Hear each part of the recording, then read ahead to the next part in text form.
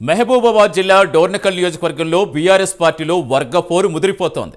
డోర్నకల్ నియోజకవర్గంలో మాజీ మంత్రులు సత్యవతి రాథోడ్, రెడ్డి నాయక్ మధ్య పచ్చగడ్డి వేస్తే భగ్గుమనే పరిస్థితి. నియోజకవర్గంలో ఇద్దరు నువ్వా నేనా అన్నట్టుగా రాజకీయాలు చేస్తున్నారు. చాలా కాలంగా రెడ్డి నాయక్, సత్యవతి రాథోడ్ల మధ్య వివాదాలు కొనసాగుతూనే ఉన్నాయి.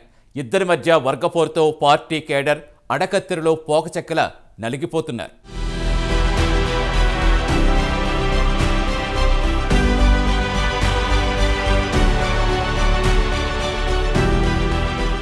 ఎన్నికల్లో ఓటమి తర్వాత మహబూబ్ నగర్ జిల్లా డోర్నకల్ నియోజకవర్గంలోని బీఆర్ఎస్లో వర్గపోరు తారస్థాయికి చేరుతోంది.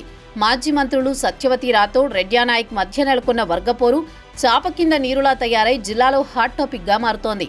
వీరిద్దరి మధ్య గ్యాప్ రోజురోజుకి పెరుగుతోంది. అసెంబ్లీ ఎన్నికల్లో పార్టీ ఓటమిపై ఇద్దరు నేతలు పరస్పరం విమర్శలు చేసుకుంటున్నా విమర్శలు ఇంకా కంటిన్యూ అవుతూనే ఉన్నాయి. అసెంబ్లీ ఎన్నికల ముందు టికెట్ పోరులో వీరిద్దరి మధ్య వర్గపోరు బహిర్గతమైంది. అప్పటి నుంచి వీరి మధ్య వైరం కొనసాగుతూనే ఉంది. దీంతో డోర్నకల్ నియోజకవర్గంలో అసలేం జరుగుతుందన్న చర్చ రాజకీయ వర్గాల్లో నడుస్తోంది.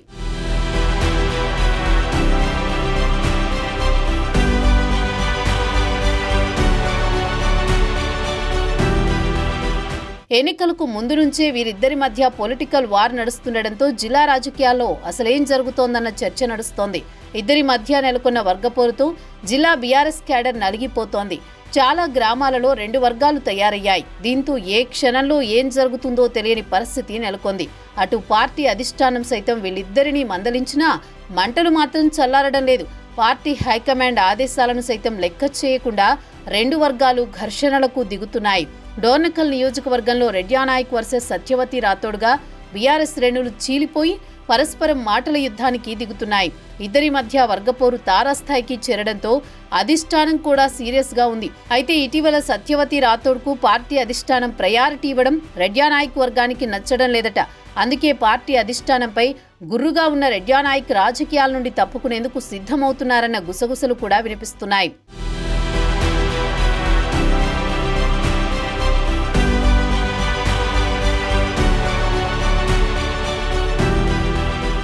డోర్నకల్ నియోజకవర్గంలో సత్యవతి రాథోడ్, రెడ్డి నాయక్ మధ్య జరుగుతున్న వర్గపోరును కాంగ్రెస్ పార్టీ క్యాష్ చేసుకునే ప్రయత్నాల్లో ఉందన్న టాక్ జిల్లా రాజకీయ నేతల్లో వినిపిస్తోంది. వీరిద్దరి మధ్య నెలకొన్న ఆధిపత్య పోరు కాంగ్రెస్ కు కలిసి వస్తుందని అంతా అనుకుంటున్నారు. మాజీ మంత్రిగా రెడ్డి నాయక్ చేసిన పనులు చాలా ఉన్నా ప్రస్తుతం నియోజకవర్గంలో మాత్రం ప్రతిపక్ష పాత్ర పోషించడం లేదని అనుచరులు తీవ్ర అసంతృప్తితో ఉన్నారట. ఇప్పటికైనా బీఆర్ఎస్ అధిష్టానం డోర్నకల్ బీఆర్ఎస్ పై దృష్టి పెట్టాలని నాయకులు డిమాండ్ చేస్తున్నారు. లేకపోతే వచ్చే స్థానిక సంస్థల ఎన్నికల్లో బీఆర్ఎస్ నష్టపోతుందన్న చర్చ పార్టీ క్యాడర్లో వినిపిస్తోంది. ఇద్దరి మధ్య నెలకొన్న వర్గపోరును చల్లార్చి సయోధ్య కుదర్చాలని నియోజకవర్గంలోని కార్యకర్తలు కోరుతున్నారు.